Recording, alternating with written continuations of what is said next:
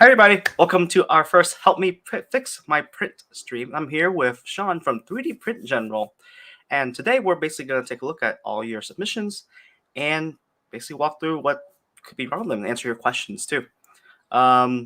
Here I have my friend Sean. Sean, want to introduce yourself? Hey, I'm Sean, 3D Print General on YouTube, and it's really cool to be part of the stream with you, Vin, on your first ever YouTube video. Oh yeah, that's true. This is my first YouTube video. So yeah, don't forget to subscribe here, hit the subscribe icon. What else do YouTubers say? Ring the bell or something like that. Yeah, I mean, you should have some really good content, I hope, in the future, since you're a design wizard, so. Thank you. All right. Well, before we get started, let me tell y'all where you can find our socials. I've left the links in the description down below. And if we can throw up the share screen really quick. Sorry. Doing a little split thing here. 1 second. Can you guys see? Oh, I'm sorry. Yeah, I gotta add it. I apologize. Links in the description below. I have a website called vinstoolbox.com. It's a list of what printers I have and what upgrades I have for it. And nothing on there is nothing I don't use personally. And it's an affiliate link site. So I get a small cut if you buy something on there through Amazon or something like that. In addition, I also have a Patreon linked below if you like my content and my design work. Feel free to subscribe to my Patreon and, throw some love where. Follow me on Twitter too. Link tree down below as well. Find all my socials and whatnot. I also threw a link in the description to find Sean too, his YouTube channel, 3D Print General, where he also carries this amazing book, the 3D Printing Failures. He's updated for 2022. And yep, he has a copy there, and I have a copy too. It's basically pretty much the reference for diagnosing printer failures. And you get to ask questions with the expert here on stream as well. So I guess we'll go ahead and we'll get started, Sean. Yeah, perfect. And I just want to say before we get into this, a lot of times when I do live streams, I'm louder than the person who's talking. So if that's the case, let us know in the chat, and I'll try to move my microphone away a little bit further. Sweet. All right, first one here. We have Blood Z41. He's asking, I was getting excessive layer lines on one surface, second picture. When printing at an angle, surfaces at 30 to 45 degrees or not parallel to the bed. Please help, squirmy face. Let's take a closer look here. Yeah, the first picture is good. I think it's mostly the second picture. Right. Yeah, he has an arrow pointing right there to a little, I don't know if you guys can make it out, but what you're seeing right there is sort of like a bulging at one or two layers. And I actually have an example right here of such a case happening. Right here. Here, let me make you here. Okay. And then you can see him to bring the camera in. See that little line right there? Usually I find that this happens when so it's called Z binding, and at least on my printer, it happens at a very specific place. This particular printer right here happens at a really specific height, and one way you can fix it is, I believe, you put a little spacer between the motor for the Z-axis and between the frame, and you'll also want to check if your lead screw is straight up as well. Yeah, right, so yeah. For at least Z binding, if you want, what you want to really make sure is you can move up your Z-axis a bit, and then unscrew the lead screw from the coupler, and then see if it falls directly into the coupler. And if it's like angled a bit, this is actually common on Ender 3s. If you try to force it into the coupler, that'll cause the binding, and oftentimes you can't even print higher than a certain height when that's going on, because it has a lot of trouble moving up after a certain point. And yeah, I'm happy actually you were here to see that, because I was kind of confused as what that issue was until you said it. So yeah, that does make sense that it would be some sort of binding. There are different ways to fix it. So the that's the easiest way, is to get spacers and separate the stepper motor from the frame so that the lead screw falls directly into the coupler. Sweet. All right, let me. Sorry. Look at the third picture, see if we missed anything. And yeah, he just Oh, points and out then the really. other thing I noticed was he does seem to be a little bit too close to the build plate on the print. That wouldn't cause the bulging issue that he's talking about, but it might be worthwhile raising your Z height a little bit. Right. And also I noticed he's got a brim too on a PEI sheet and glue. Yeah, Which the glue isn't needed. I still use brims, not for PLA though. So yeah, that shouldn't be needed for PLA on a PEI sheet. But I do use brims for ABS or something like that, even if I'm using a PEI sheet. Yep. Okay. I wonder if he's been traumatized in the past with bad adhesion. Yeah. And All you right. can actually. So I use Magigoo a lot. I've been advertising them a lot because they work great, and you can actually use Magigoo on any build surface, including PEI. So. Ooh, okay. I have to give that a try. Is it a particular? That's a brand, Magic Glue. Magigoo, yeah, they it's meant for 3D printing. They have different ones for different materials, and so they have a Magigoo PC for polycarbonate, and I use it for every single polycarbonate print. And then their standard one for ABS, ABS and ASA, it sticks perfectly, and then when at room temperature, I can just push the print off the build plate. So you don't really need it for PLA, but if you're working with other materials, it's definitely worth checking out. Gotcha. Okay. Sweet. All right. Okay, yeah. So here, Next layers. one. That's a layer shift guy. I don't know if you want to make it full screen. Yeah.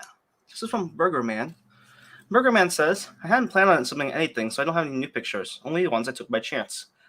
I've been plagued with layer shift issues for a long time, and nothing I do seems to fix them. I can't tell whether it's a physical problem or a slicer software related. Yikes. That's a Yeah, really and bad layer so thing. the slicer, I doubt it's the slicer. If you look at it layer by layer in the layer view on Cura or Prusa, whatever slicer you're using, if it doesn't show it in the print preview, it's not the slicer.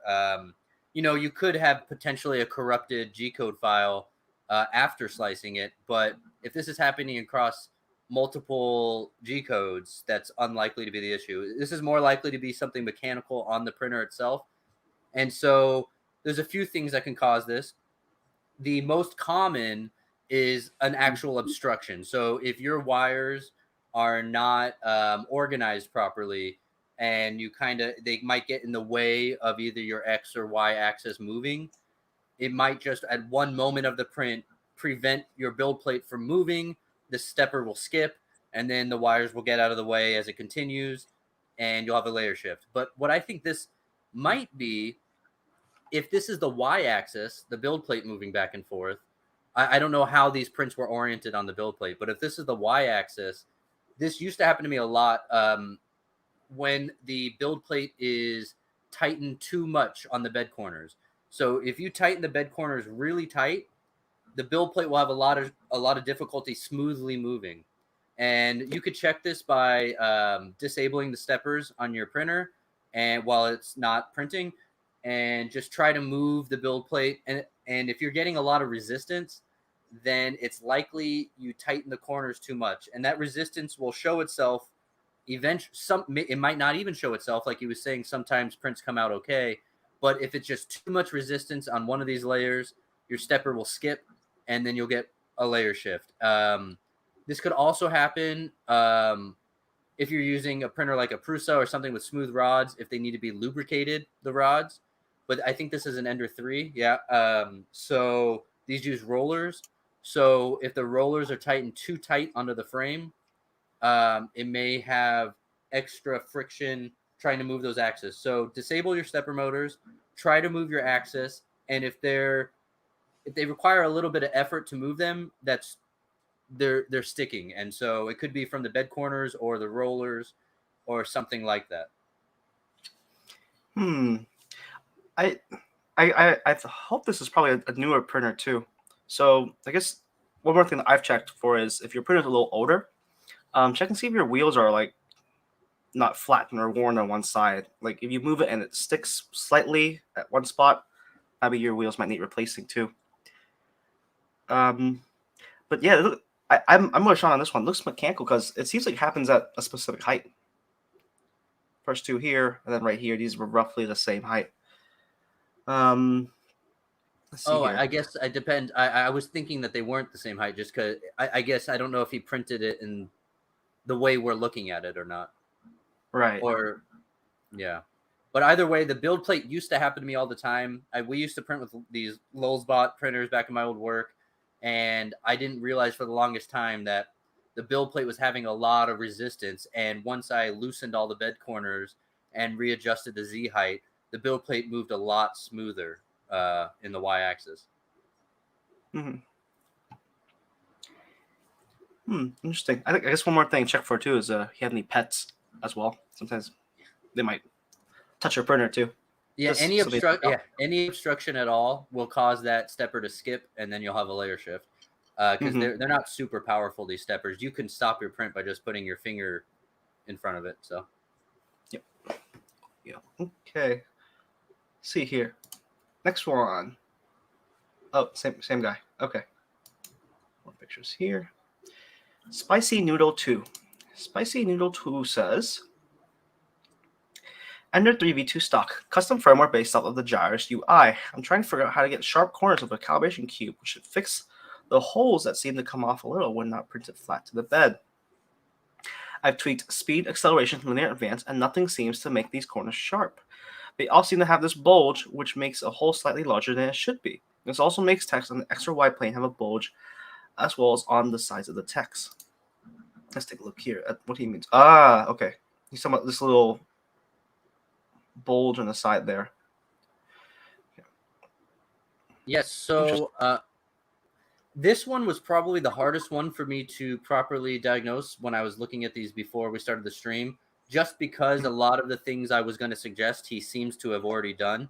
The first thing is it's ghosting, and so that's what the ringing is. If you go to that first picture around the holes, that's a kind of a ringing ghosting. And normally I would suggest you lower your accelerations to help with that. But he said he already has, and he's reduced it to 500 millimeters per second squared, which should be plenty low enough to reduce any ghosting issues. So the only other tip I have for ghosting would be to, you could put cushions under the feet of your printer, and that helps dampen the vibrations, but that shouldn't, at 500 millimeters per second squared, that should be low enough acceleration. So looking at the corners bulging, one of my tips would be honestly something different than I normally suggest, and it would actually be to increase your jerk setting. So jerk, I normally say to keep low because it helps prevent ghosting. So it's kind of counterintuitive here, but if your jerk is very low, your print will spend more time on the corners than the rest of your print, which can lead to excess oozing or just excess material coming out on the corners because your printer is slowing down. And if it comes to a complete stop for too long of a period, you could have excess material on the corners. So I don't normally suggest increasing your jerk, but if your jerk is down to like 8 millimeters per second, so for anybody watching who doesn't know, jerk is the instantaneous speed your printer starts at after a stop. So it's different in engineering. Jerk means something different, but in 3D printing, jerk means your printer's at a complete stop.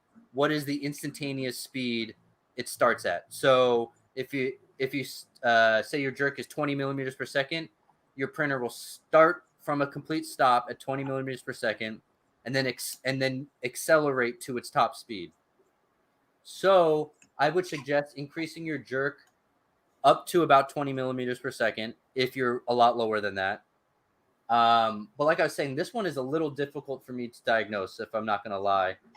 The other tips I wrote down were to make sure there's enough cooling. So make sure this is PLA, if I'm not mistaken. And for all types of PLA, you can have your active cooling fan at 100%. There's no reason to go to 50% or anything like that. for all PLA, it can handle the full blast of cooling. So make sure you're 100% on your active cooling, and then it has a good angle onto your print. And then the only other tip I actually have is there's two more: extrusion and consistency. So make sure your E-steps are on, and that you might want to upgrade your extruder, but that's kind of a vague tip.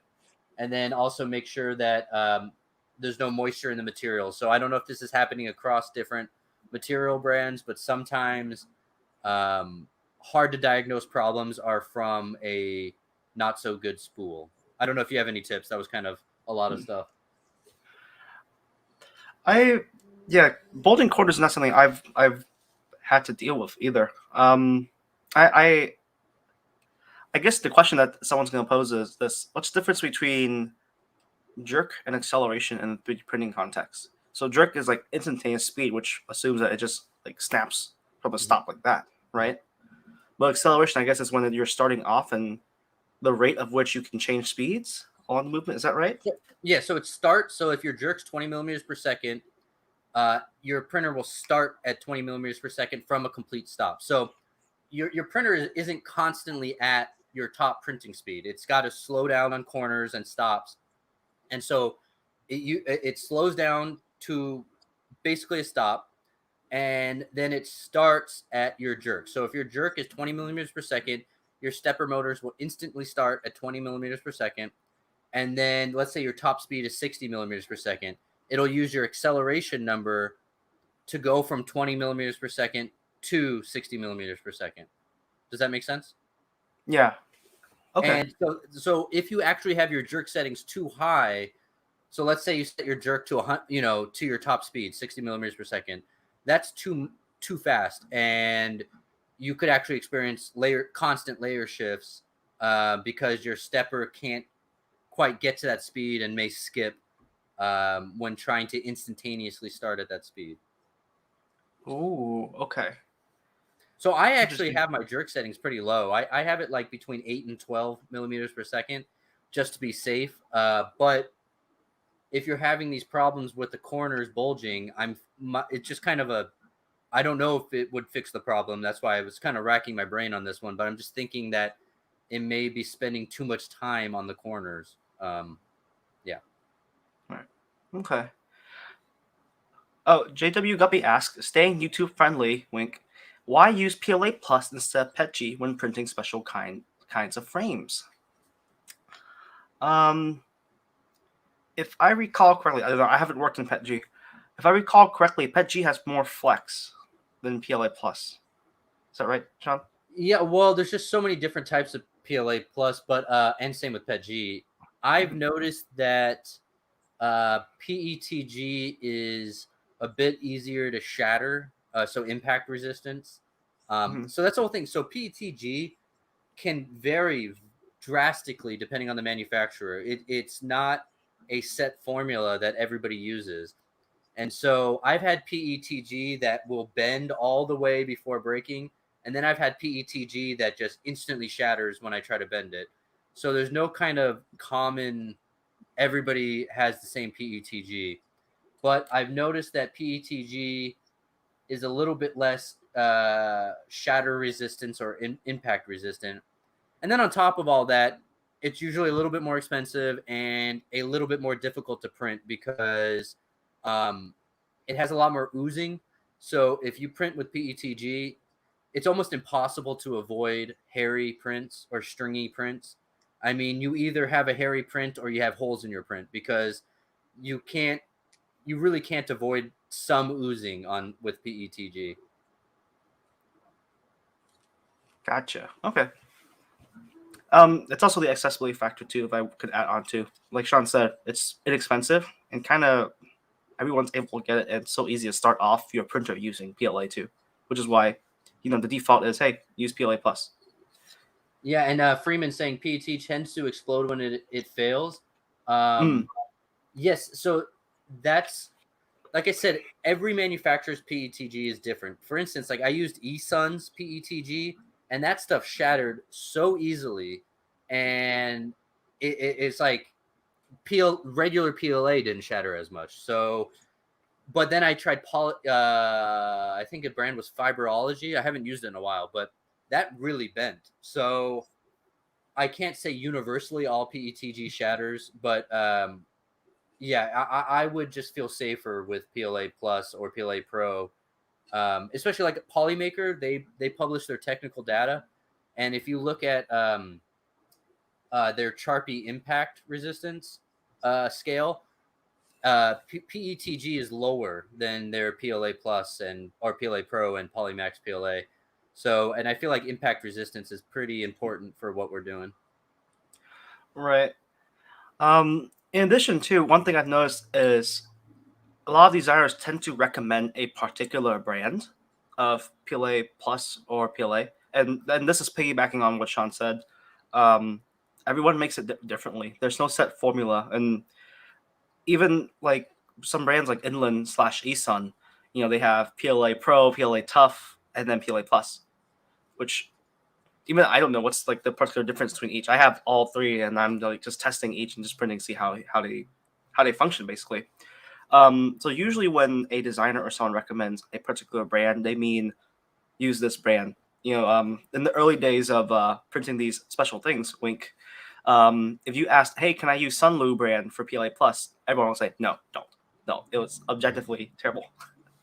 Yeah, that's true. And then, for instance, Polymaker, I know a decent amount about their PLAs just because I've worked with them and they've sent me a lot.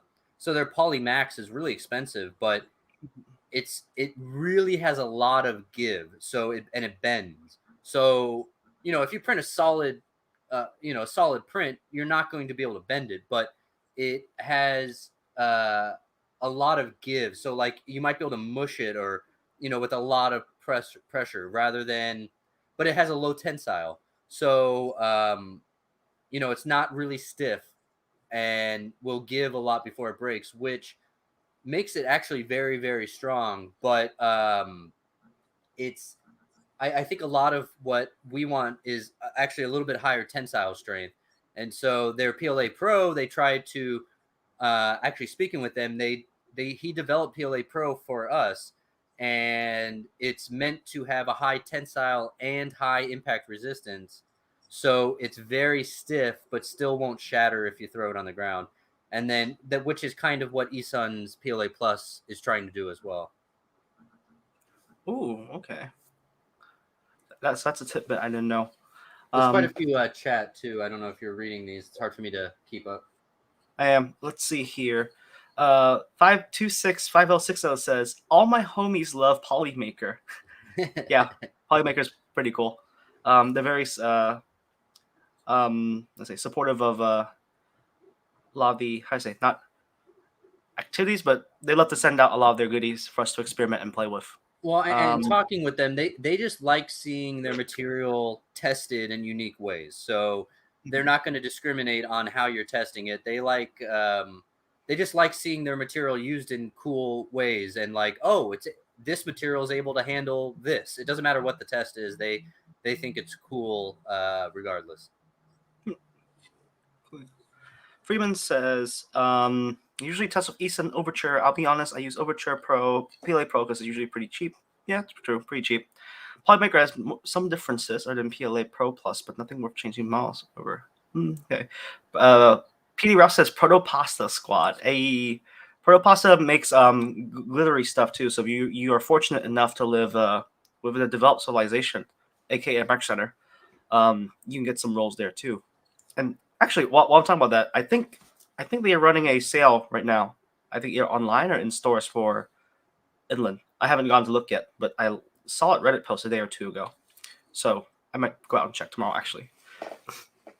Sweet. Yeah, I'm uncivilized and don't have a Micro Center, so. Oof. Move close to one. Okay, let's see here. I wish I had a cat says Ender 3 V2. Honestly, have not tried any fixes yet since work has been hectic, but thinking maybe do it with fan speed on the first few layers. And let's see what he got here. So he's printing rails up. Oh, sorry. Magwell up. Magwell down, actually. So it means rails up. Side note, quickly went over it with an electric sander since I was going to use for display purposes, but decided to leave it as is halfway. Let's see some pictures here. Okay. Yeah. He's printing in the correct orientation. That was a joke for those that know about my soapbox on printing at an angle. He's got some little painting on it too. Okay, cool. Yeah. And just as a side note, I love this kind of expression of 3D printing. 3D printing just lets you like truly customize and make something yours because you get to make it and you get to customize. So I love seeing, things like this. Yeah. You're saying, Sean? Yeah, I was just gonna say, to me, the overall print looks okay. I think it's just his support settings that that need tweaking, because Yeah. it just seems to be all the undersides that are ugly where support is supposed to be and cracking off. So I actually have a full detailed video on support settings, but here I can actually let me see if I can share my screen. Yep. Oh, I'm not gonna be able to look at the chat while I do this. One sec. How do I do this? Share screen. Here. Yeah, one of my screens is 4K and one is not, so I have to do it on my because my Cura gets messed up when I try to. Here. So if I go to my support settings, I mean, there's a lot in here. So a lot of people seem to like tree supports, and I've been playing around a little bit recently with them, and they are really cool. So most of these settings were going to be the exact same if you use tree supports. The only difference would be you don't need as high of a density. You can get down to like 5 or even 0%, I believe. So what seems to be here is it seems to be, I think he has his support Z distance too high. I believe at least the drooping on the magwell there. So the support Z distance is a multiple of your layer height. And so if your layer height is 0.2, but you set your Z gap to 0.15, it's going to just round up to 0.2. So this is always going to be a multiple of your layer height. I'm not sure if other slicers do it differently. I don't think they do because I don't think it's possible. So I think it's always going to be a multiple of your layer height.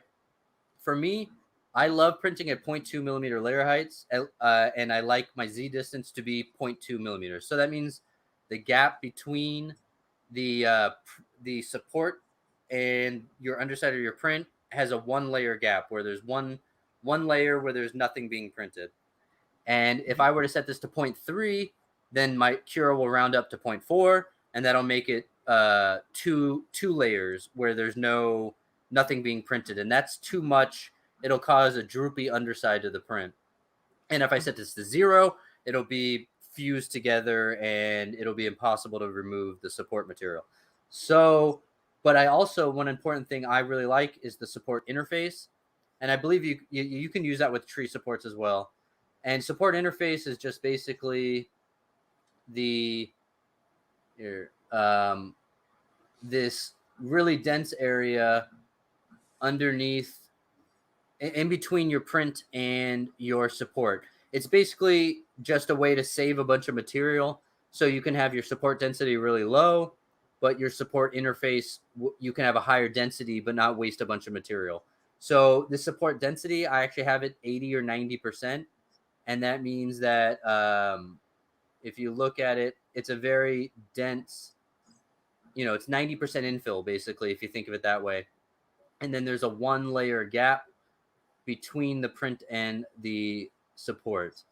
And this honestly works for me across most materials. Flexible materials and nylons are a little bit weird, but this is the exact settings I used even on PC, and my prints seem to come out pretty good this way.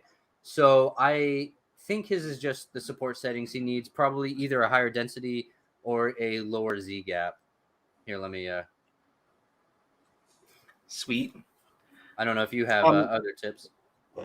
I guess another tip too, I guess, to make it easy for post cleanup is when you have errant supports laying on your print and such. What I usually do is I get a flex cut carving knife right here. It's like made for wood cutting stuff, and it comes with like a polishing block and a leather strop. And what you can do is you can use this really fine, really very fine sharp edge, and just it helps to pick off and clean up the supports left over, and also some blobs that they happen on your print too. So I think Sean mostly covered how to tweak your support settings. I think for the inevitable cleanup, just making it pretty, something like a carving knife works well too, which I also have on my website, vincetoolbox.com. Yeah, and no, that's a good tip. And then I also, so he has a better tool than me. I actually just use a razor. I literally just so when you use support interface, it makes it actually is kind of cool. So sometimes it's hard to get off, but you just kind of go and it cracks it off. At least with my settings. The one thing I suggest is getting cut resistant gloves or I think that's what they're called. I have a pair, and I can't tell you how many times I've cut myself because I go like this and then it goes really fast and goes right into my thumb. So be smart. Don't be like me, and get some cut resistant gloves if you're going to at least do it the way I do it. And cut away. Don't cut towards you because you don't want to do a seppuku. Yeah, I actually do this sort of thing, and it's not smart, but if I wear the gloves, then it's not as bad. All right. Comment here. P.A.D. Ralph says, annealing HTPLA from Protopasta. Excellent results. 353 rounds of rapid fire with 0 malfunctions. Okay. Freeman asked for a guide to be made. Oh, okay. As for a what? Sorry. A guide to be made on how to anneal. So for those who don't know what annealing is, it's basically TLDR, you're sticking a print or whatever inside some fine sand or flour and then just like baking it, right? And you can actually do that for some small parts, like low detail parts and stuff, because you'll need a container to hold all the sand or all the flour salt that you have inside that container to anneal. So you don't want, when you heat it up, it's going to droop everywhere. So that's what they're talking about in the comments when they're talking about annealing. Yeah, and I've actually had a bunch of people ask me about annealing, and I have extremely minimal experience with it, so I feel weird talking about it. I'm not an expert in annealing at all. So yeah, I just kind of feel weird even giving tips because I did it one time, so it's kind of like, who am I to speak on it? Same here. I annealed a speed loader I made, and I didn't pack it hard enough, so it ended up like somewhat droopy, and the outside texture had like a bunch of dimples in it because of the sand. I guess I didn't settle it all the way. So yeah, the only time I actually have annealed a bunch, but only with polycarbonate, at least Polymax polycarbonate. They say to just kind of stick it in the oven at 90 degrees Celsius.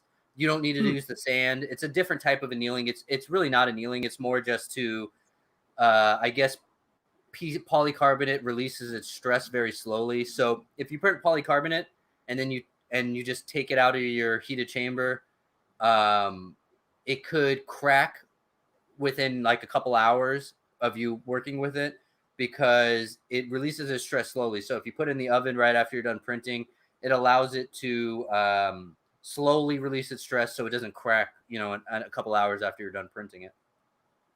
Ooh, okay. So that's my only experience. I haven't done the sand stuff, so. All right. Moving on here. Free Thinking Man says, sorry, Personal Rain 3 Journals link before I read all the way through. Ender 3 Max changed our standard extruder for a Capricorn. I think he means Bowden tube.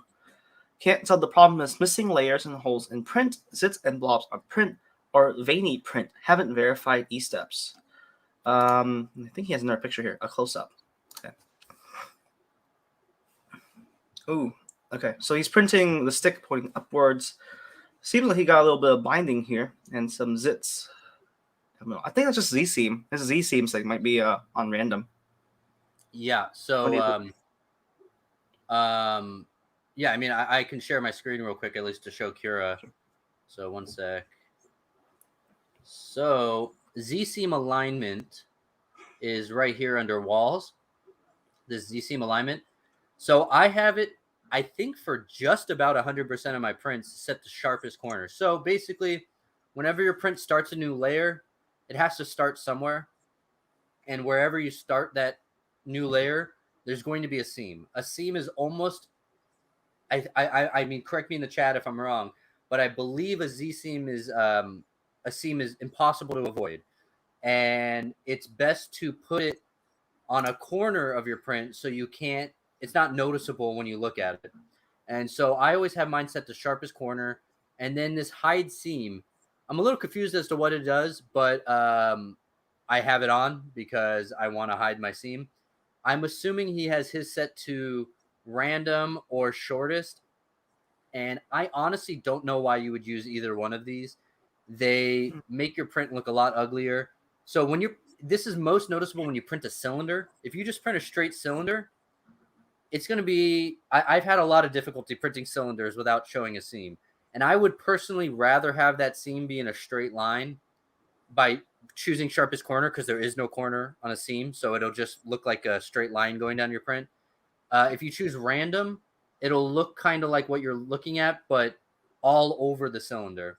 So if he were to choose sharpest corner on his Z-seam alignment, it would be on the corners, and you wouldn't see it like the way you are now. Yep. Sweet. And I checked for that little, I put that little spacer too, and check for your Z rod. Yeah, so yeah, good thing that could be binding. And then let me see, I think I might have had a note on that.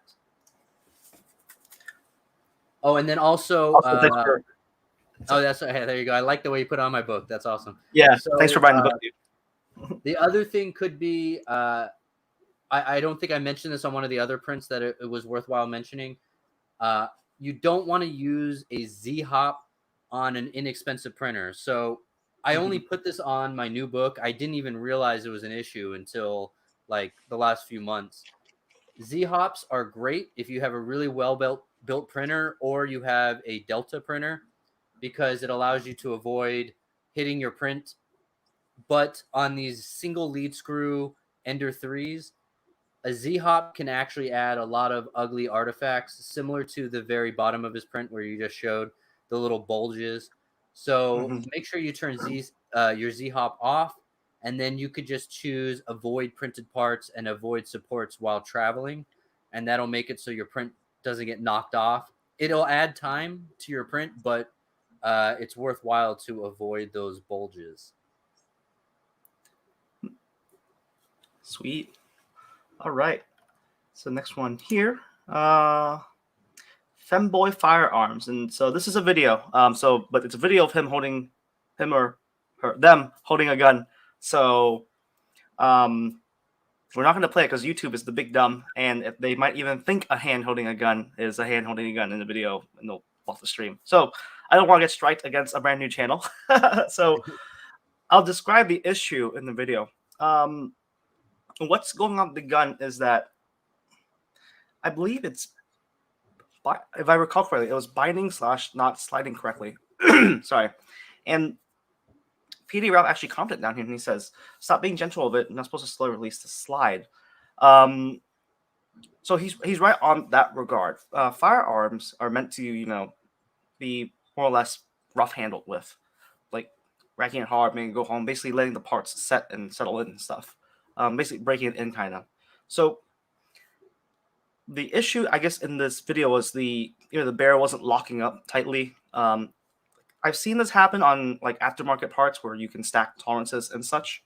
But usually after breaking it in, it should resolve itself. Can't play a video, unfortunately, because it's a video of the gun being held. So I guess, yeah, that'd be my advice too. I double up on PD Ralph's advice and just, treat it hard. Make sure that your rails aren't tilted. The front pocket for the front rail. Remove any debris in there, because if that front rail is ever so slightly tilted or whatever, which I've seen in other guns like the SWMP, it can cause a issue of binding, which makes it hard for travel and stuff. And also loop your gun, loop the rails, and see where it gets you as well. Sweet. Next one here. Sam is that Steve says, scaled down the Daichi handguard prototype, ringing around the holes too, but these matching bands on the layers too. Might be hard to see in the pic, but it almost looks like a lighter, different color. Let's put this up here. Yes. So this one was the other one that I had difficulty figuring out. So the ringing and ghosting I can help with, but the differential in color was a little bit strange to me. But let's start with the ghosting, ringing. You know, it goes by a few different terms. Ghosting can it's based on too quick of acceleration for your frame. So if you have a really light really light hot end setup, and let's say your extruder is in a Bowden and you have a Delta, you can have really high accelerations and never experience ghosting.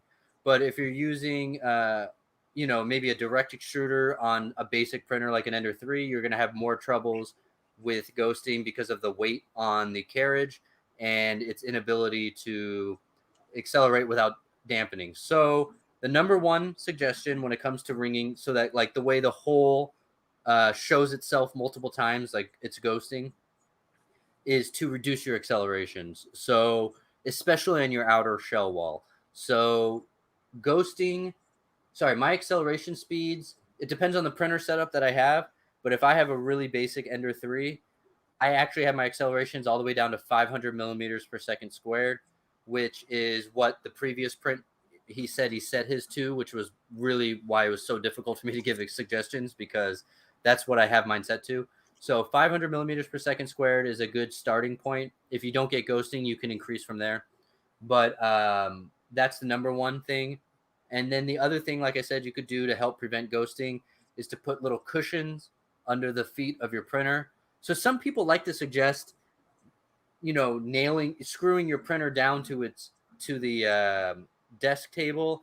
And I'm personally not exactly sure why, because you want dampening. So there's even a really good video. I can't remember who made it. It's like the best $2 fix to your printer you can make. And it's literally just getting like a foam cushion and then a concrete slab and putting your printer on that. So it allows the printer to kind of sway a little bit while it's printing, and that gives it some dampening to prevent this ghosting that you see. There are some other tips for ghosting, but then those are the two main ones that you could do, is to reduce your acceleration and add some dampening feet underneath the printer. And then, this one, I actually reached out to my old boss because the discoloration was confusing to me. The ghosting I know, but the discoloration, and even he said, so I can actually read this one to you. Usually that would only be the color differential would only be associated with temperature difference, but obviously that's not it. It could be associated with a pressure difference coming out the die, which is usually only majorly impacted by the temperature. But if you try to extrude way faster than normal, that could also do it. So it's possibly his retraction restart speed is too high. I was actually a little confused by what he meant by retraction restart speed. So yeah, I mean, I'm going to be honest with you. The discoloration is a little confusing to me. Looking at it again here, I see how the bands here only where the holes are. They're between where the gap is in the hole here. I wonder if it could be like a retraction setting. Yeah. Yeah. Yeah, the ringing and all that makes sense to me. It's the discoloration that was confusing to me. So I wonder if sure. Yeah, Steve, why don't you try turning off retraction and then just printing that section? See if you get the same issue. And if you don't, then I guess turn on your retraction slowly until you start seeing that bring into your acceptable liking, I guess. But it's curious that it's happening between just these holes here. And I wonder if it happens between the holes down the bottom as well. But essentially, on this layer, the layer where these holes are, it's that piece right there is just an island. An island being, formed up and then coming back around. So I guess that's why we wouldn't see it on the higher or even bottom parts of the hole. Yeah, I'm not gonna. I literally reached out to my old boss. He's actually one of my best friends too. But I reached out to him because he taught me almost everything I know about 3D printing, and because that was confusing me, the discoloration. I'm not gonna lie. I'm not exactly sure on that. Sweet. Okay. Isaiah, I mean, if anybody in the chat has tips, let us know. So, Isaiah asks, BMG clones cool. I just installed one, about to calibrate it. What's a BMG clone? BMG is an extruder made by Bondtech, and they were the first company, I believe, the first company to make a commercially available dual drive extruder, so that, you know, if you look at your inexpensive Ender 3 extruder, it's basically got one drive with teeth, and it's pushing against a bearing. So your filament is in between teeth and a bearing, and the bearing just freely spins. The BMG was the first dual drive, so that means that there's not a free spinning bearing. It is geared, so both they turn at an equal amount, and they both sides grip onto the filament. And personally, I think it's one of the best upgrades you could do to your printer, um, along with a gear ratio, so that it can print faster and with smaller diameter nozzles and flexible materials. But the BMG clones, so generally, I suggest going name brand with most things, just because their tolerances are better, their customer support is better, their quality control is better. But I have had printers come with specifically BMG clones, and they've all worked very good for me. I don't have any complaints about them. So it's just hard for me to suggest them, because you might get a crappy made one and there's no customer support to email. The number one thing you really want name brand is your nozzle, because those are really fine tolerances. I mean, if your nozzle's off by a few microns, it could make a pretty big difference. But yeah, I haven't had any issues with BMG clones. I just don't personally suggest them. Yeah. Sweet. All right. Let's see here. Next post here. P80 Ralph sends in, oh, well, I'll submit one of my print failures. My CR10V3 is doing this. I don't know why. So I guess to describe what's going on here, he has a pretty good brim going, but it looks like, I guess, some parts are thinning out towards the model. And on the model, it looks like the nozzle is like running up against the print itself. So I do wonder too if you get elephant footing, Ralph. But I think here it could be either your bed's too close to a nozzle. Well, hang on. The brim looks fine, so it looks thin, but on the print itself, it's like running up. I wonder if it could be over extrusion too. Maybe half and half. What do you think, Sean? Yeah, so I was actually talking to Ralph about this one, I believe, a couple days ago. So I do agree that it could be the build plate is too close, at least in certain areas, because like the bottom right brim looks good, but then the top left looks a little bit too close. So, but I doubt it. I was talking to him, and he said the first layer looked okay. So I already gave him these suggestions, and I don't think they necessarily worked. But what I think is happening is the nozzle's dragging on the print as it keeps going higher. So my first thought is what I was telling him, at least maybe somebody else could benefit from this at least, was that it's not raising enough in the z-axis. So, you know, it's supposed to move up 0.2 millimeters, but it's only moving up 0.1. And so you kind of get these bulging, and then your nozzle also drags on the print. Normally that's a mechanical issue. So the most common issue, which he checked, and it's not his problem, but I might as well explain it, is that the lead screw is not held into the coupler tight. So if the coupler has some free spin with the lead screw, it will not raise it enough. So it'll like, maybe we'll turn the lead screw a little bit and then slip. And so it's not raising the print enough. Another reason it could be happening is your X, if you have a Cartesian printer, your X axis isn't held on properly to the Z. So it's like slipping as it's trying to move up. So, because that's my first thought, is that the nozzle is dragging on the print. It could also happen, like you were saying, from over extrusion. So like I said, though, the brim looks okay. So it's a little weird for me to say this, but if you're over extruding by a decent amount, your nozzle will drag because it's just extruding too much plastic for that area. And then let's see. One good way to see if your hot end's moving up enough is to measure the distance from your nozzle to the build plate, when your printer's not running, and then tell it to move up a certain amount. So, like, let's say 100 millimeters. And then once it's done moving up 100 millimeters, measure the distance between your nozzle and your build plate. And if it's not 100 millimeter difference, then something's wrong mechanically with your printer not moving up the proper amount. And, for instance, if you have like a Z-hop and your coupler's not holding tight onto the stepper, it may like move up, but then slip back down. So yeah, that's my first thoughts. Other than what we just said, potentially you're printing too hot and you don't have enough cooling on your print. But I personally think it's the nozzle dragging. I think I just need to speak a little bit more with Ralph because I think that's the reason. We just haven't been able to figure it out. I'm also wondering if he's calibrated his Z steps too. Piggyback on the it not rising, the correct amount. So don't reflash your firmware, Ralph. Otherwise, you'll start from an unknown baseline. So start by fixing it now. Don't reflash your firmware. If you do any changes, change one thing at a time. Tighten the lead screw or get your Z steps corrected.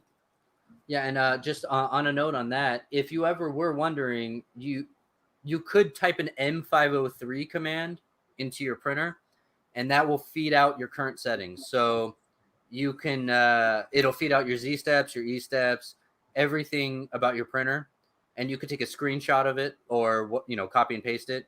And so if you were to flash your firmware, you know where you were at least beforehand. Other than that, just a quick note on what you were saying. So I'm not 100% on this, but based on what my old boss taught me, your Z steps, your X steps, and your Y steps should just be a calculation based off of your stepper motor and your lead screw and its pitch. So if you get a factory built printer, not something you made yourself, the Z steps, X steps, and Y steps shouldn't be tweaked unless the manufacturer sent it with something incorrect. But personally, I think it's just something mechanical, that it's just something's not being held on properly, either the rollers or, like I said, the lead screw with the stepper and the coupler. But that normally fixes the problem. But I was talking to Ralph in DMs, and he checked everything, and it wasn't fixing it. So yeah, I'm not 100% sure. I think I have to work with Ralph one-on-one and do different tests. Gotcha. All right. Sweet.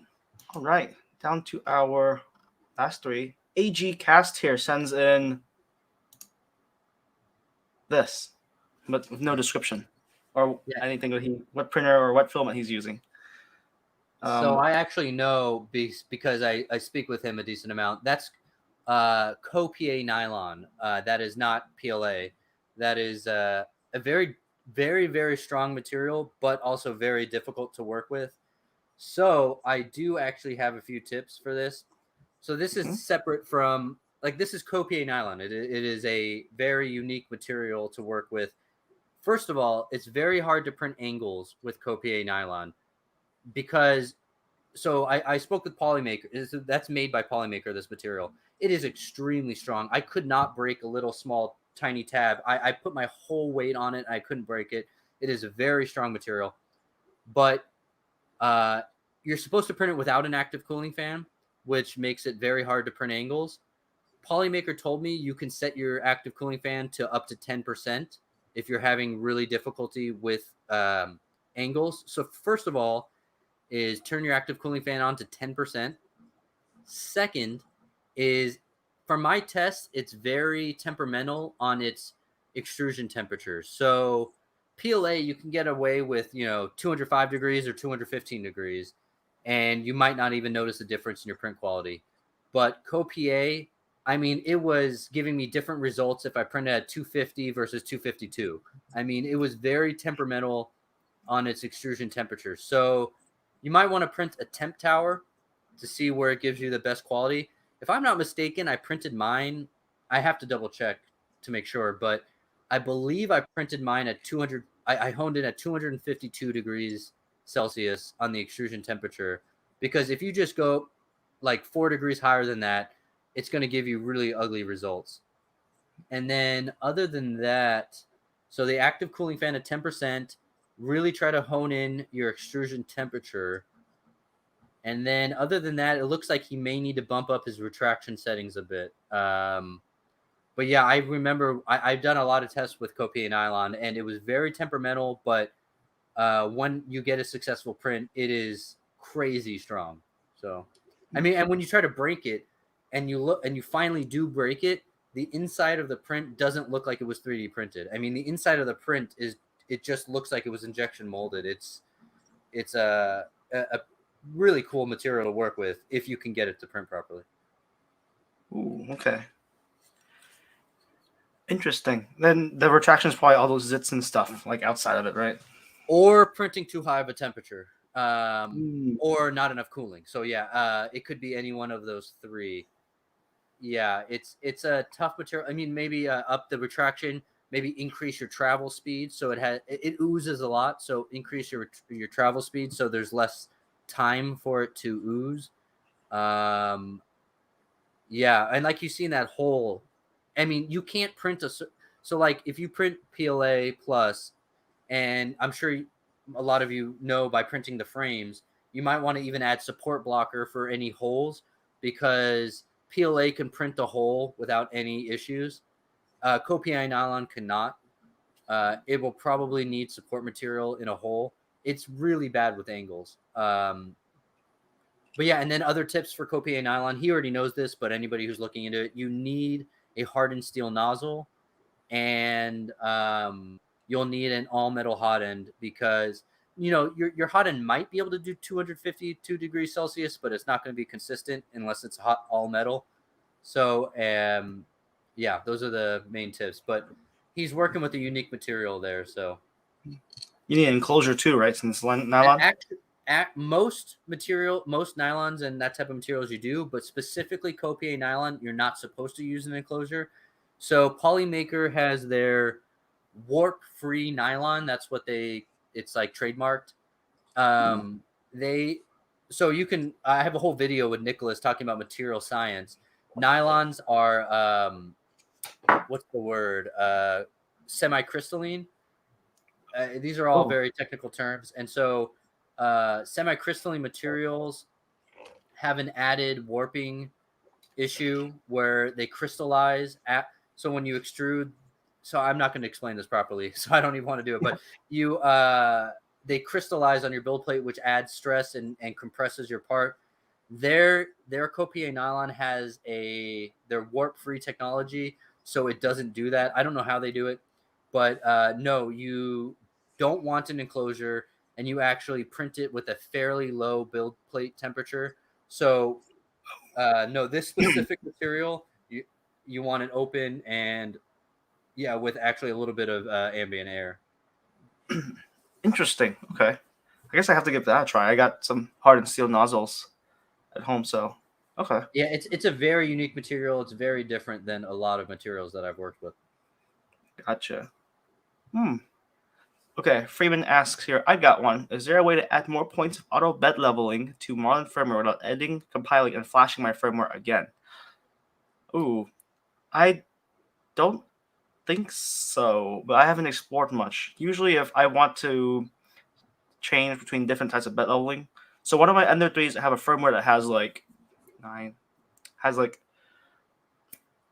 think double or a square of the amount of bed leveling points, and then the other one doesn't, but it goes faster.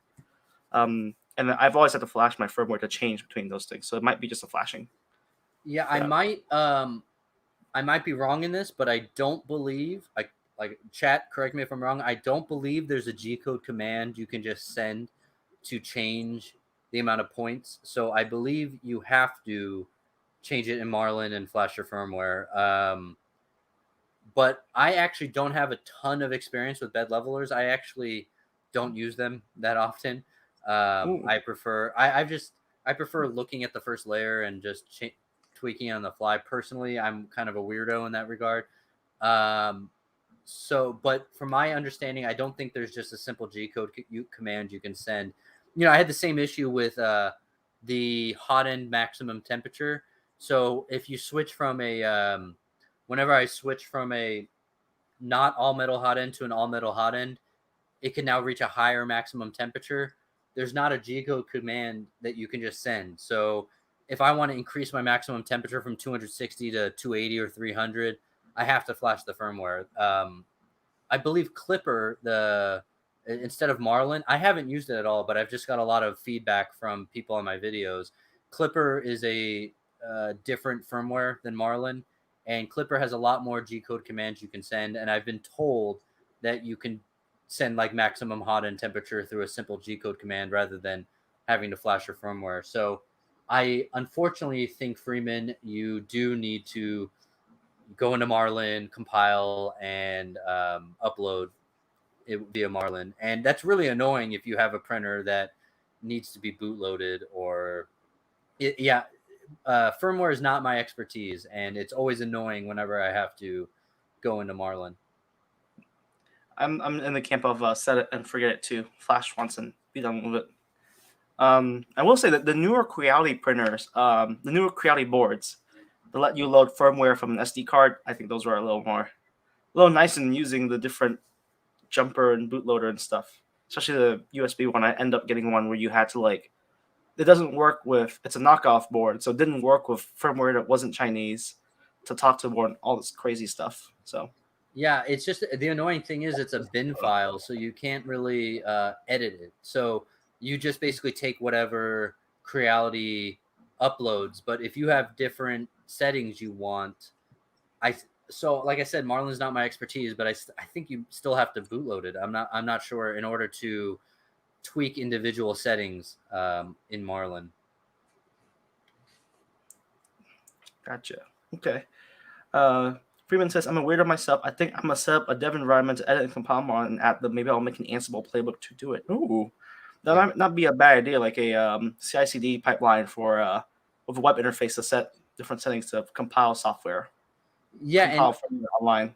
I think there needs to be a lot more information when it comes to firmware that is easily digestible to somebody who doesn't understand it. Like myself, a lot of this is anything to do with coding or firmware is very foreign to me, and I have to watch tutorials every time I do something. It's not user intuitive to someone like myself. And so I think that so like TH3D, if you guys ever look up, TH3D is a company. It's run by a guy named Tim, who I've worked with a lot. He tries to make this stuff a little bit more accessible to the average user. So he has his own Marlin that he's compiled and built that makes it easier. He literally writes, type this here if you need this. Like he tries to make it really easy to understand. But even that, it's just if you don't have the brain for it, it's very confusing. At least for me, all this stuff is very confusing when it's, the coding language is it's not intuitive to someone like myself. Yeah, usually with software you need like a not necessarily like a just time the in-round editor in the background to understand what parts and whatnot. Because the deeper you go into like firmware and code and stuff, the more some instructions assume certain things. Says, yep, I do CI/CD DevOps and Postgres for my day job. Sweet. That's always exciting, automating things, because it just makes your life easier. But the whole story with if you do a good job, you get rewarded with more work. So. Yeah. And real quick before we move on, I was actually looking for someone to add a firmware chapter to my book. TH3D, unfortunately, he was too busy and wasn't able to take the time to do it. But, I'm at least a year out from my next edition, so it's not going to be for a while. But Freeman, if you're interested, I think Yeezy also does stuff, if I'm not mistaken, with firmware. Yeah, I Yeah, mean, me too. I'm interested in collaborating with anybody who's experts in the field. So if anybody's interested, we've got plenty of time to add a firmware chapter to the next edition. I'm interested. Sweet. All right. Next one here is from MK Ultraviolence. I have the solid Picatinny rail. That's what they're asking for. If that's what they're asking for, though. Okay. So let's take a look here. Oh boy. He's got like a weird layer shift right here. You see that? Yeah. Yeah. Weird layer shift, and it looks like his first layer, his brim, is not bonding to the bed. Sorry, not bonding, sticking to the bed. We don't want it to bond. I think it might even be as easy as like a initial layer flow tweak. That's my band-aid fix for my first layers on this printer, because this printer it seems to under extrude for the first layer, but the other layers it comes out perfectly. But if I change the overall flow, then it ends up being a mess and over extruding and whatnot. So I tweaked this by just bumping on my initial layer flow percentage in Kira to like 200 or like 125 or 150. It's gonna depend and vary based on your printer too. Yeah. So, no, I agree. The one thing, I think his first layer is too far from the build plate. So usually if you see your first layer and there's gaps between the layer lines, that normally means you're too far from the build plate. So you'll probably want to decrease your Z gap. Usually if you have an Ender 3, it's literally mechanical. You got to raise your, here, let me swap you real quick. Yeah, you can see that here. So this is an example of you can see this not brim, the skirt here, how these layers are separated, not sticking to each other, right? Like, let me see if I can get this focused again here. There we go. Like so. Whereas comparatively to this here, this one here has the initial layer flow rate bumped up to 150, 125. And see how the layers, they stick together and it's all one piece?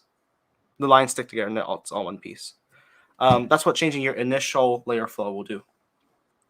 Oh, cool. So yeah, I mean, I actually, yeah, no, that is definitely another way to do it. I was thinking it was just too far. The nozzle was too far and it needs to be a little bit closer. But yeah, you could, that's another way to compensate for it. Definitely. So yeah, either too far from the build plate or increase your initial layer flow.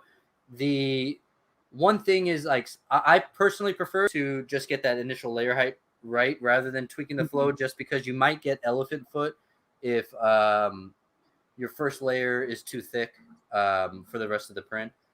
But it also looks like he had a bit of layer shift. So it's weird. Normally when a print, here, let me add this back. Oops. Oop. Yeah, when normally when the build plate's too far, the nozzle's too far from the build plate, the part will get knocked off. It's a little weird that he had layer shifts rather than it just getting completely knocked off. So this could be two problems. It could be a layer shift on top of being too far from the build plate, and you would use the solutions I mentioned earlier with making sure the axis can move smoothly and there's no obstructions like wires or anything like that. Right. And he's only shifting to it like an angle even, which is strange. Like only part of the print is like partially shifting or partially moving. It's kind of weird in that regard. So I would first make sure your first layer is good. And if it continues with issues, I probably would need to see a little bit more photos to try to figure that out. Yeah, it's a little weird that the layer shift is angled. So maybe he printed it at an angle on the build plate. I'm not sure. Probably. So I also, if you want to throw my camera back up, Sean, I have two sample calibration cubes here. The one I'm holding in my left hand, which is your right, is doesn't have a optimized first layer height. So on the underside of it, you can actually see that see a little sheen right there, the gaps on the side. It's actually curving up at the corners. Because if I get this to focus, it's curving up the corners because there's just not enough. How do I say it? I mean, it's just not sticking. There's not enough pressure being put between the bed, the nozzle, and the filament coming out. Because what the filament does, it squeezes. The nozzle will squeeze the filament against the bed as it extrudes, which causes it to stick to the bed. But on this print here, on my right hand, which is your left, this is one where it has a good height, but this one here came out a little bit lopsided, but you can barely tell, with one corner, I can get the focus again, with one corner sagging almost on the side here. And that's just a matter of checking your gantry to make sure it doesn't sag tight. You want to check, make sure gantry isn't loose, and just tighten it up if it is, like basic printer maintenance. Coolio. All right, last one here from the 3D Misprinter.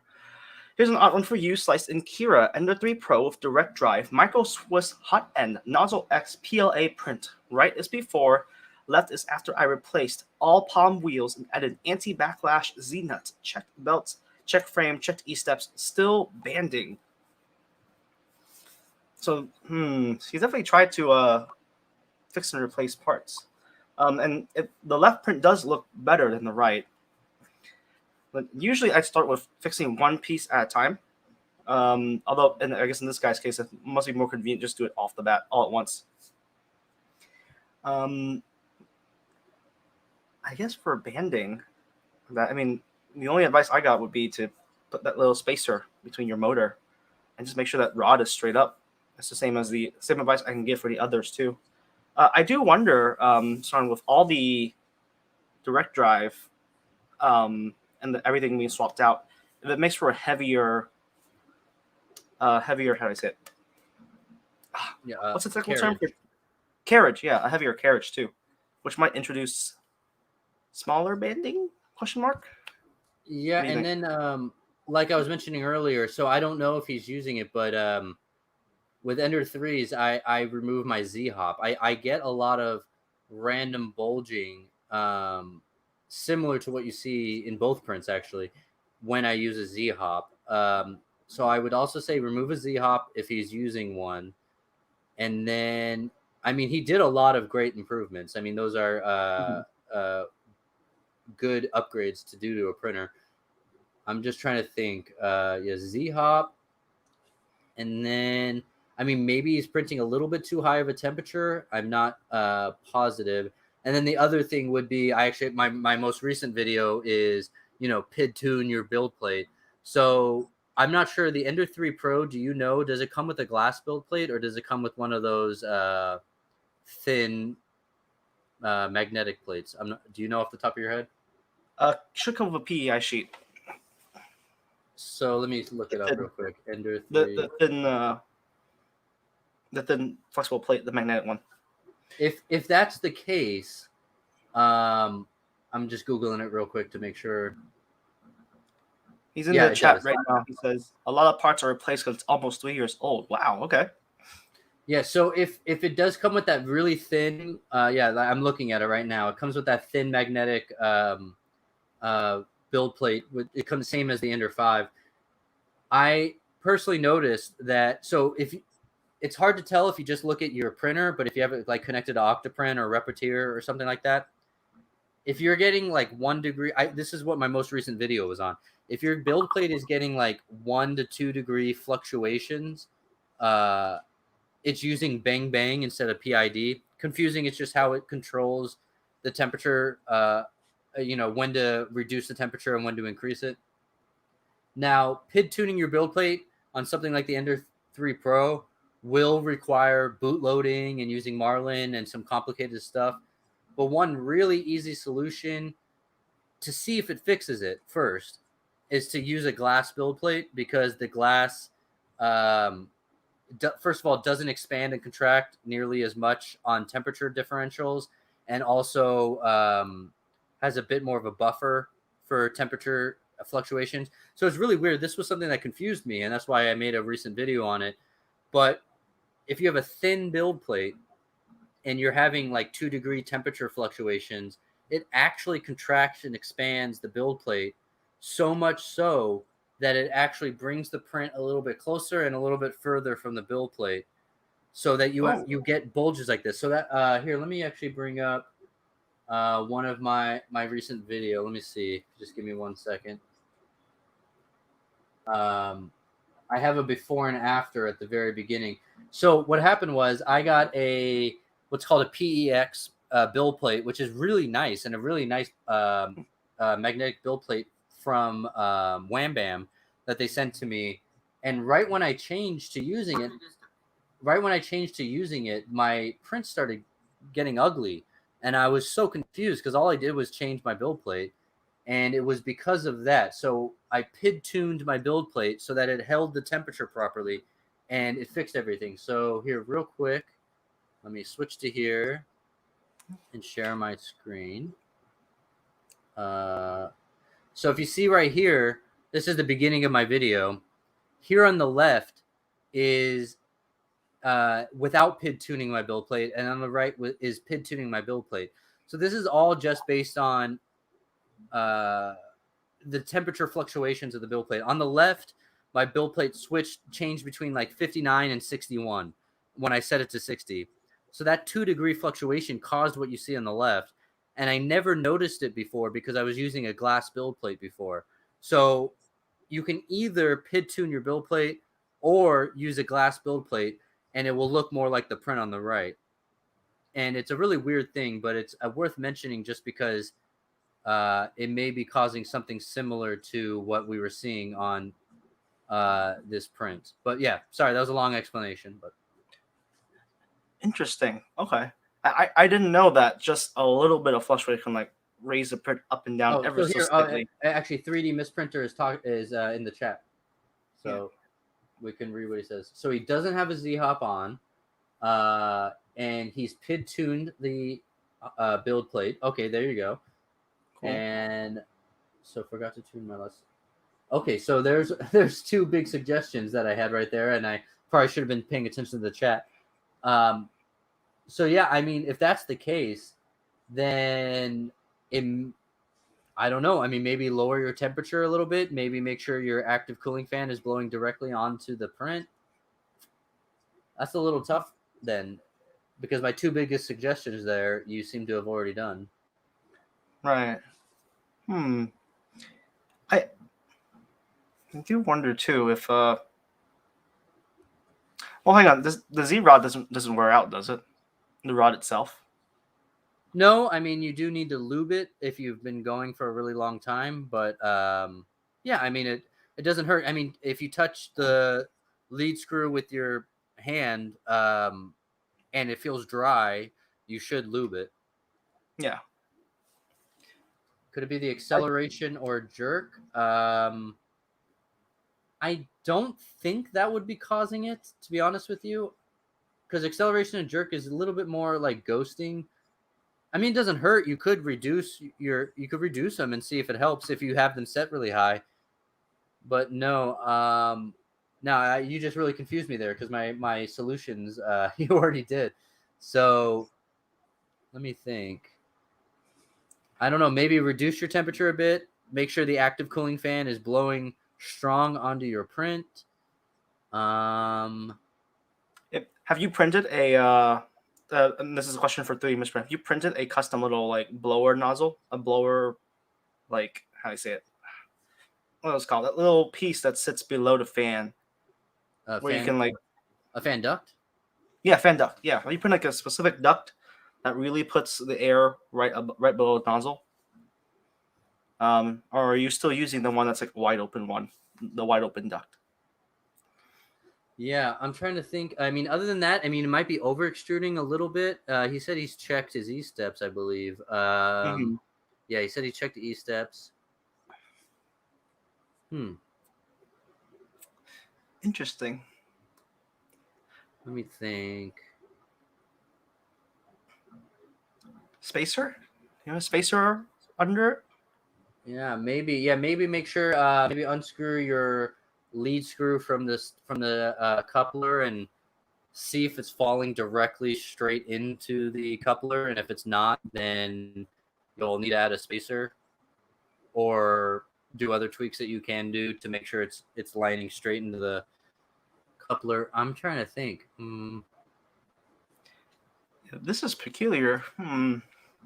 He says yes, it has a My Hero dual-sided part cooler. Okay. Thinking emoji.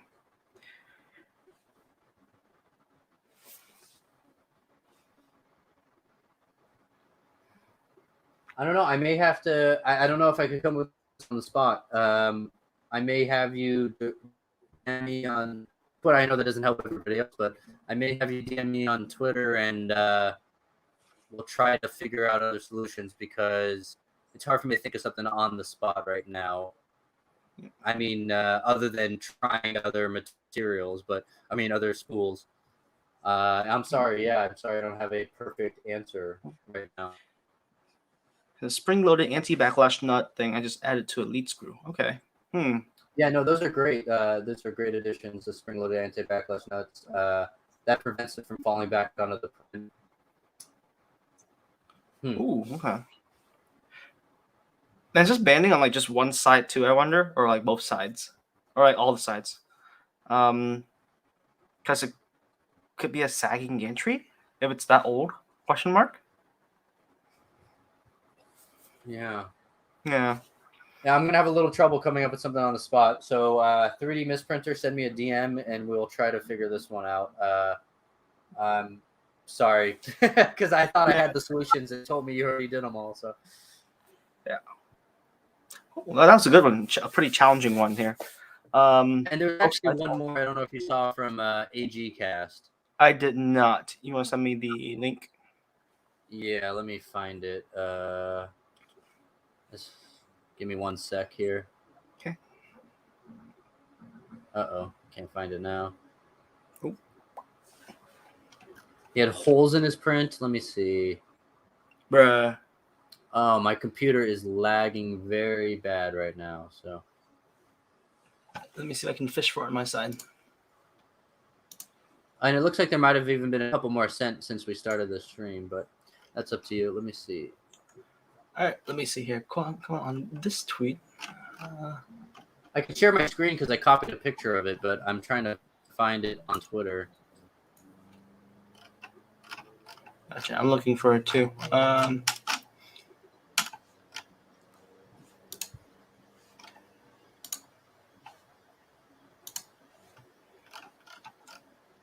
Oh, okay. I see it.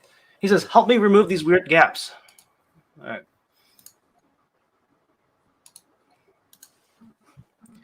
All right. Let's see here.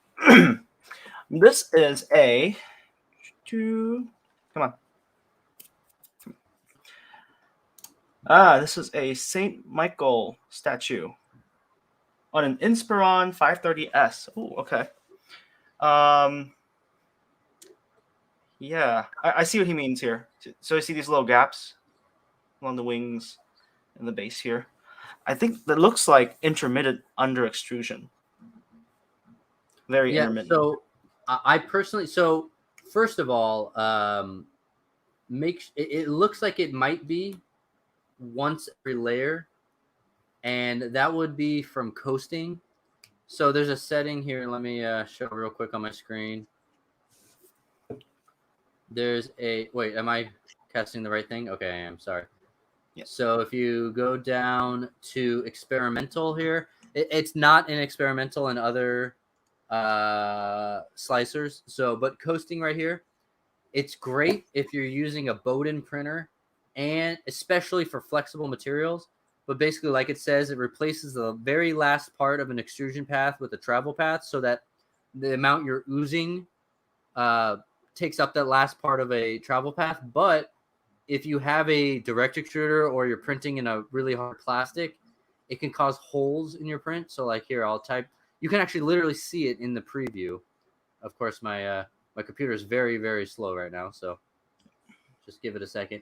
But if you do it and you don't need coasting, you'll have little holes at the end of every layer. And that looks like what it might be. If it's not that, he could have retraction settings set too high so that when it retracts on a layer change, it retracts too much, and then it when it starts a new layer, it's not able to extrude the proper amount. So here, I believe that's this all these white lines right here, if I'm not mistaken. Oh no, never mind. these green, it's little holes. And now if you're printing with a flexible or a really crappy Bowden, these holes won't show up on your print because your printer will ooze for that distance. And that it's coasting is to help prevent zits and stringiness on your print. But if you're not having zits or stringiness, you want to make sure it's turned off.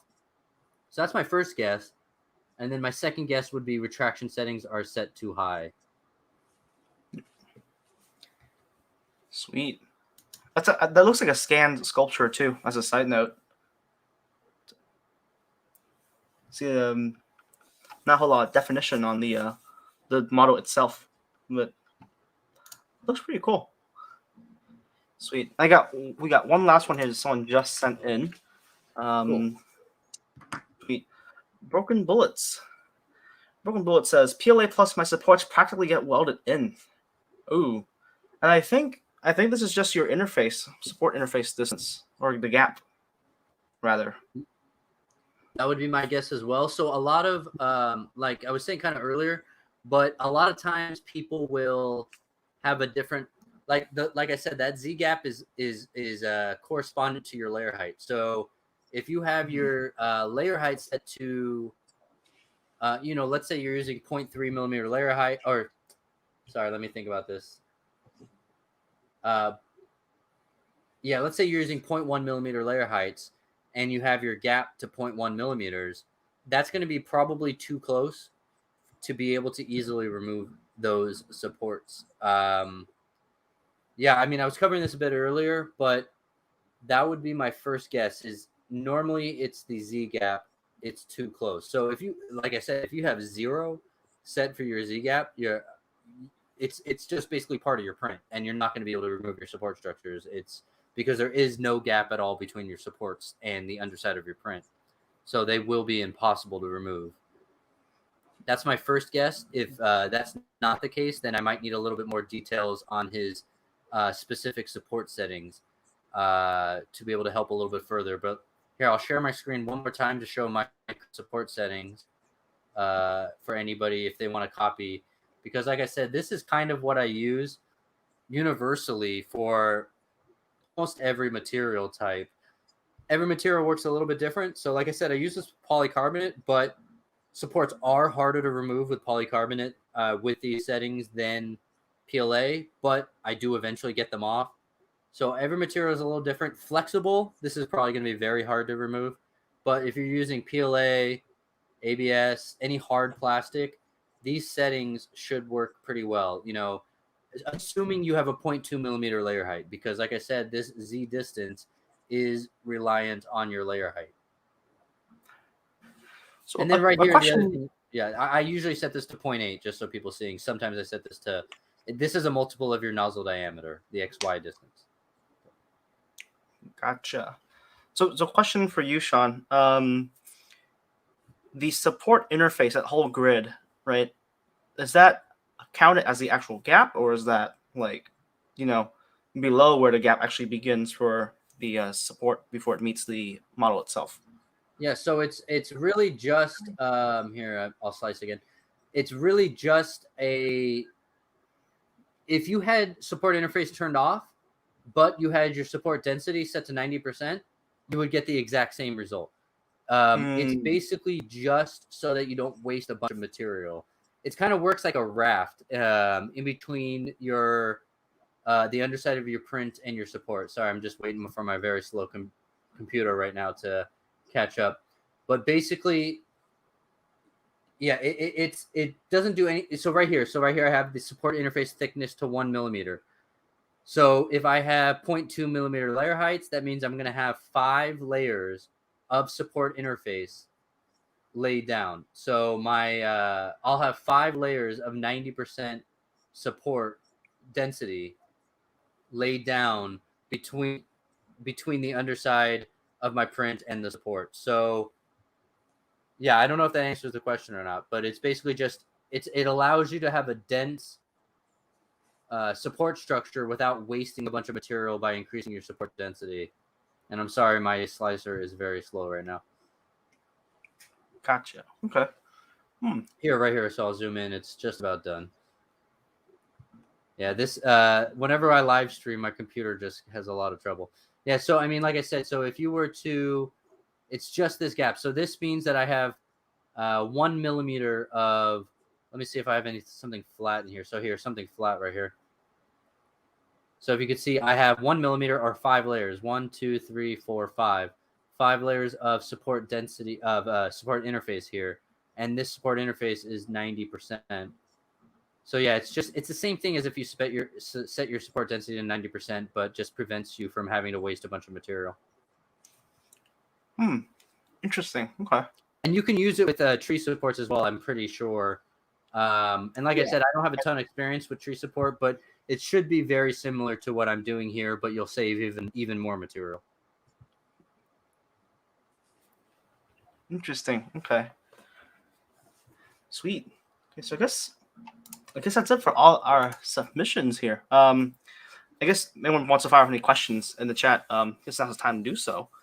I mean, these are really... while we wait just to see if anybody else has any questions, are there any projects you're working on right now that you can talk about? Me? Oh, okay. Yeah. So I have 2 models releasing soon. They're in beta right now. I have the SWMP and I have the DD431. The first one is a frame for the M&P pistols, a MP9 or M&P40, not 45, for both the 1.0 and the 2.0 revisions. I mean, the kits are abundant. We see them all the time popping up. Rails are all built in, so it's a no-brainer to make a frame for it. So I went ahead and did it. It's in beta right now on the Deterrence Dispense Rocket Chat and will be released to the catalog once it's finished. We have a lot of dedicated testers in there right now of a variety of kits. And if you have one or you want to find a kit, I encourage you to jump in the beta, print it out, fit it together, write your feedback, etc. You're having trouble finding kits, and if you sub to my Patreon, I do send a weekly digest of listings on Gunbroker that you can go ahead and bid on. I know finding kits is a little hard, so that's why I'm like, okay, let me just spend some time to put together a short list every week and just send it out. And I also keep an eye on every gun part as well. Although every gun part, you pay a small premium. In some cases, you even pay MSRP for certain kits. So both are great places to take a look at. The DD431 is the Glock 43 model for printed rails. It's for do-it-yourself rails. Previously, the only way you could get a printed Glock 43 size platform is if you bought the SS80 kits, which come with a rail and a proprietary front block. And there's a printed model for this made by FMDA. Of course, the inevitable happened, and the parts for the SS80 basically ran out. The locking blocks aren't available right now. You can't buy it on the Poly 80 sites, etc. And so I had the foresight, like, well, why don't I just make a printed rail spec for it? So I made a spec inspired by the DD17-2 and second generation FMDA Glock frames. And now we have a rail kit. AV's Rails is the sponsor for the rails for the beta run. I encourage you all to get a set from them and jump in the beta, get some parts, and have fun, because we're also going to be immediately testing a Glock 42 after the 43 wraps up as well. Namely because the 42 uses the same rails as the 43, except the body is just a little tighter. So the magwell is a little slimmer on the, I guess the sandwich side, where it's, I guess, lengthwise. It's a little shorter lengthwise. So we just added that factor in and reuse the parts. So after this beta, you're going to get basically 2 models, a Glock 42 and a Glock 43. And of course, you're having trouble finding parts. My website has links to some vendors, as well as my Patreon also has links to where you can find weekly listings for different Glock 42 and Glock 43 kits. Uzumaki Saiyan asks, best to print rails down or rails up? Oh boy, someone's looking to poke me on my soapbox. Okay. So when you print, the first thing you should do is read the instructions. Some designers have very particular instructions on printing. And I know one designer on this frame that I'm testing right now, he specifically says print at a 15-degree angle pointing upwards, and that's where this frame.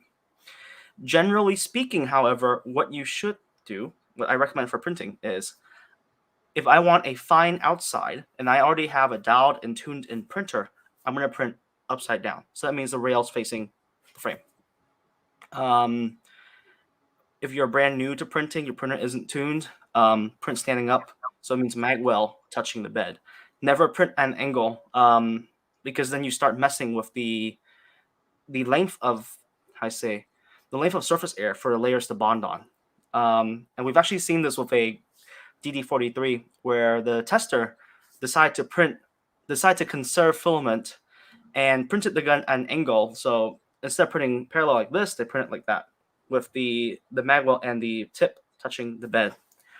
And what that did was it basically shortened the surface area for the locking block on the bottom, and pretty much just like split when the barrel came back and tilted the locking block forward. So that's my little diatribe on don't print at an angle unless you're told to.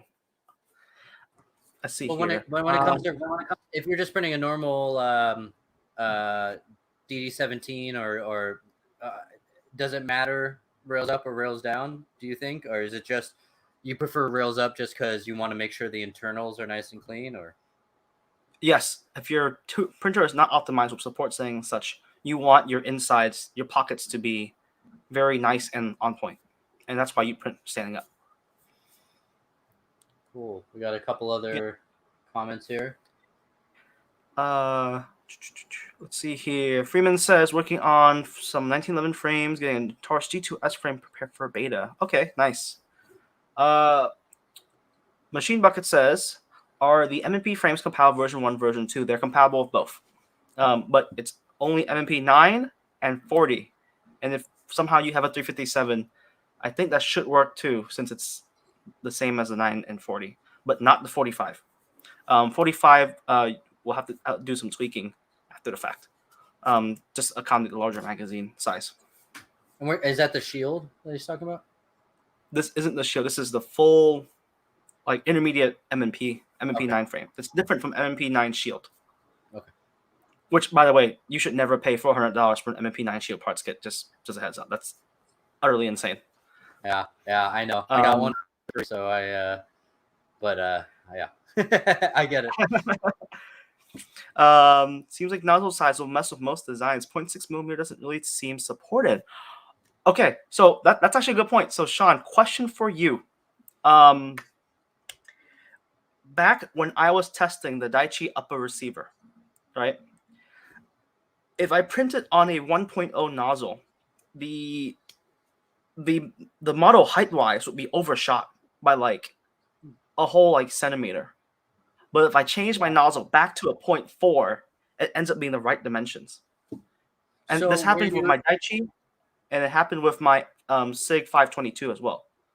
So normally the nozzle diameter will affect the XY dimensions, not the Z. So, but I do caveat by saying there's no real rule in this regard, but my old boss and myself, we recommend you print your layer height between 25% and 75% of the nozzle diameter, and you get inconsistent results outside of that range.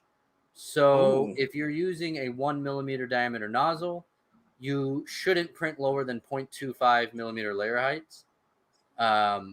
So I'm not sure if that's the reason, because that actually is a lot, a centimeter. I mean, that is that is a lot. So honestly, I may have to look into that further, because I have no idea why that would be happening, a full centimeter.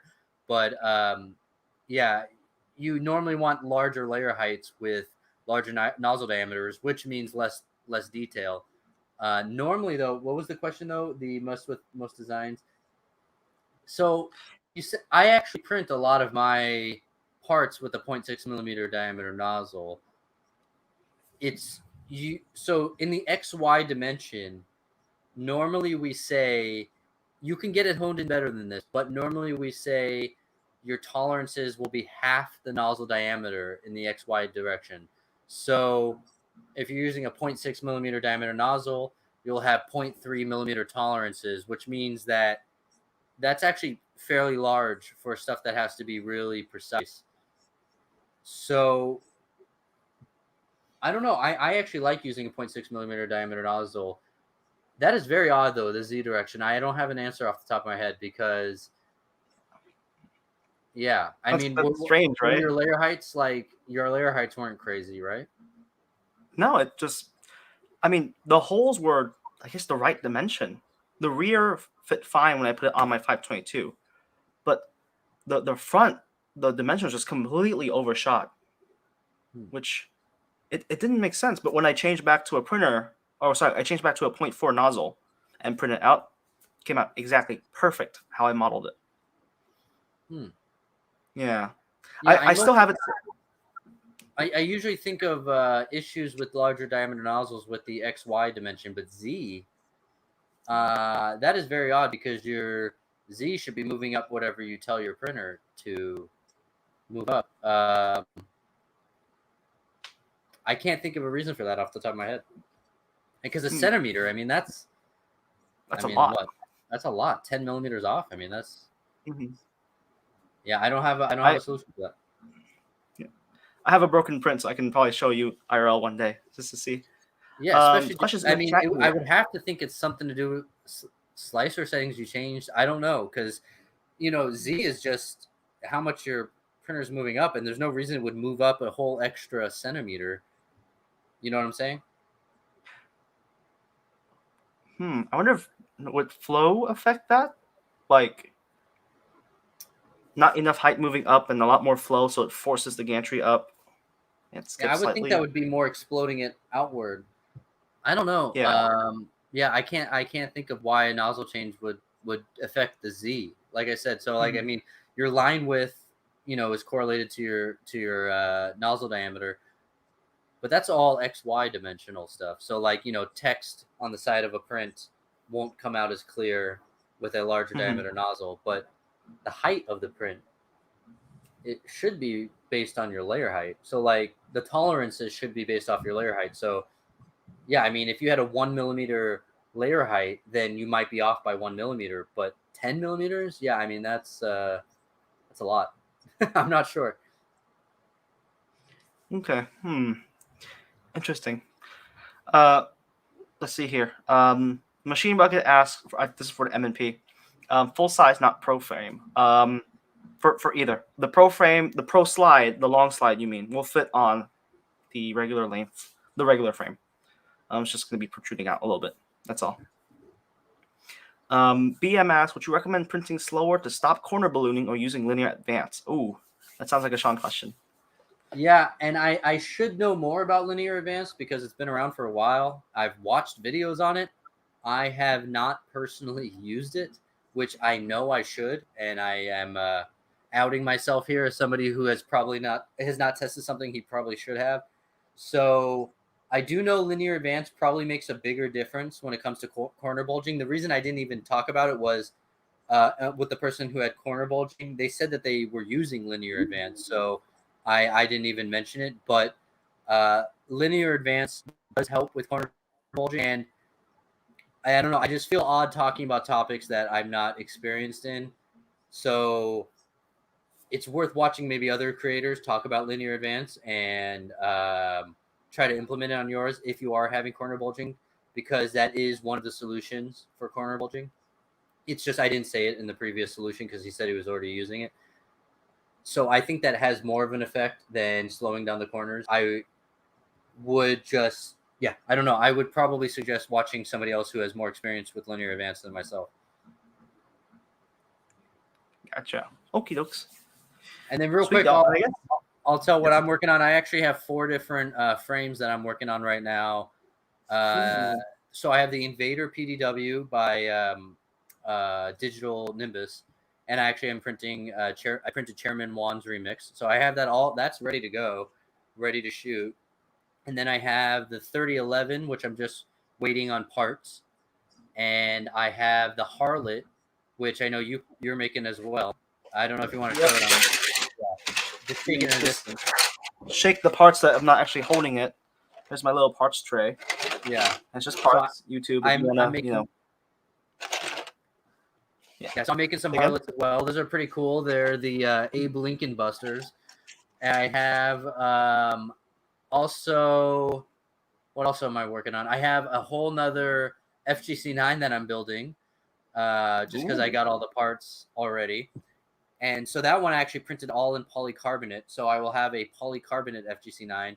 And so just so everybody here is already here this long in the stream, I'll let you guys know I had an out of battery on my last FGC9, similar to PSR's video on the problem. I think mine was the barrel. My barrel was hold on to rounds really tight, and it doesn't feed them really great. So like if I put a 9mm into my barrel, I can't get it out unless I take a screwdriver to it. So I think it's the barrel that was giving me the issues here. So I have a whole new kit coming from MAF, and AG Cast is also ECMing me a barrel. So I should hopefully have that issue figured out. I'll have 2 full FGC9s, one in ASA and one in polycarbonate. I'm hoping to have a video where I'm just, dual wielding both of them. We'll see. And then I think I have one other. I can't think off the top of my head. Was that all of them? Well, but I have what's that thing behind you? projects I'm working on. Gotcha. What's that? Is that another project behind you? The bus? Yeah, here, and some creepy project that my fiance absolutely hates is I actually printed it larger than my head, but here, I have to thicken the eyebrows and fix this up a lot. I have a lot of work to do on it, but we got a double Sean coming out here, so. Oh my gosh. I feel like I kind of want like a print like that as well, to like just stuff in the jacket and leave it at my desk at work, and just leave the lamps on so people think, oh, Vin's still here. But I was gonna put it on the pillow when I wake up before my fiance, and I don't think she'll be too happy about that one. Yeah, and then we got a couple of comments. So one comment here: going forward, is Clipper better than Marlin? So I have been told by many people Clipper is better than Marlin. I haven't used it. This is another one. So BM, you're making me seem like a not a good YouTube creator on 3D printing. But I actually have a printer that's coming to me that's going to be based on Clipper.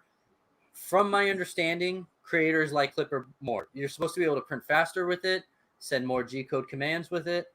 From my understanding, Clipper is better, but I do not have experience. And I'm happy this is at the end of the stream so that less people see my lack of experience with both Linear Advance and Clipper, because those are 2 good questions, and I need more experience, it seems. Gotcha. That's very humble to say, oh, this one I don't know, versus people who like to pull it out of their bum. So yeah, I really respect that. I'm also always open with the fact I'm a technician. I'm not an engineer. The guy who employed me, who's one of my best friends, he's a very advanced engineer who's done a lot of stuff outside of 3D printing. And so I usually refer to him for the engineering questions. And I can usually tell why a print is not working as a technician could, not necessarily tell you the thermodynamics behind the stuff. Gotcha. Technicians and engineers need each other. Because where I come from at work, we're literally crippled. Us engineers are crippled without our techs. So we really, we really give each other equal value and say, yeah, no difference between engineers or techs where I come from. So don't use that to say, oh, you know what I mean. Yeah, and I usually help with user intuitiveness, because a lot of stuff that is intuitive to engineers is not intuitive to me. And I guess I just don't have that engineering brain. Like I was saying, stuff with like Marlin and coding, it is a foreign language to me, and it's not intuitive in any way, shape, or form. So I feel like that also helps with engineers to develop stuff that is a little bit easier for the layman to understand. Right. It's is it cool? What's the phrase called? Teamwork makes the dream work. Yeah, there you go. Yeah. Yeah, that feedback loop of, hey, is this easy to use? And then, oh, does it actually work? Is a valuable thing to have. Yeah, and I also think that where I'm coming from helps me to explain it to new people. That's what led me to write the book, because I think a lot of stuff that's intuitive to engineers is not going to be intuitive to some random guy who just said, "Oh, 3D printing is cool. Let me check it out," and has a finance background. And I feel like me coming from it with a this isn't intuitive to me background, I can help explain it to somebody who it's not intuitive to as well. Gotcha. So that reminds me too. One of my colleagues out on the remote site where I work, he actually went out and he bought a 3D printer because of us. And I was traveling over there for business reasons, but I also stopped by his house, helped him put it together. And putting it together, he remarked to me that the sales guy said, "Oh, you're getting an Ender 3? Good luck." And he was like taken aback by that. And he told me about it. I was like, he's probably thinking that with the promotion, people are going to buy it up, which, by the way, Micro Center is running a promo right now for $100 Ender 3 Pro, which if you don't have one, you should go get. And he's taken aback by it because I was like, do they see a lot of returns based on people who put together and they, I guess, don't figure out because it's not intuitive? But I guess my point is, from a regular user standpoint, just buying off the bat, someone like you said, someone who's in the finance background, I guess it does seem overwhelming off the bat, huh? Yeah, and I think that's why Prusa is just so popular. If you wanted to build a Prusa MK3 just by buying the parts, you could probably do it for half the price of what a Prusa sells for. I mean, Prusas pre-assembled are $1,000, and when you talk about what parts are actually on it, you can buy each individual part for much, much cheaper than $1,000. And I think the reason they're liked so much is because they work. They just they don't require you to read my book. They don't require, maybe you'll run into an issue eventually, but they have great customer support. They have great a community.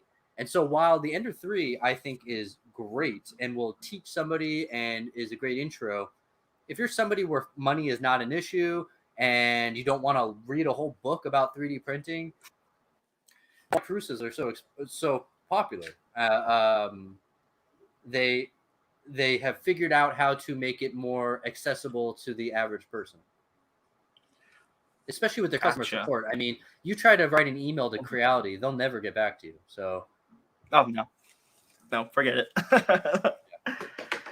So, okay, I guess that's where the value comes in. When you pay for Prusa, is you pay for the support behind it and the out of the box ease.